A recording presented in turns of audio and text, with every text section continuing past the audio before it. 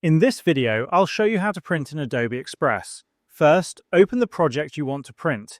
If you press Ctrl and P on your keyboard, it won't print your document as intended. It will print the entire layout of your page, which is not what we want.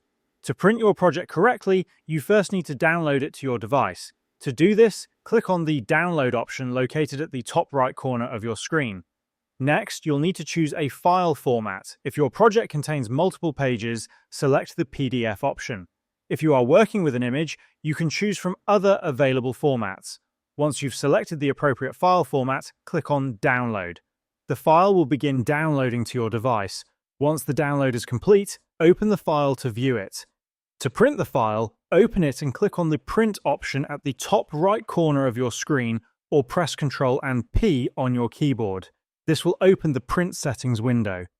Here you can adjust your printing preferences, such as the number of copies and the paper size. If you have a color printer connected to your device, you will get a color printout. If you are using a black and white printer, your document will be printed in black and white. Once you've configured your settings, click on Print. Your document will be sent to the printer, and that's how you can print in Adobe Express.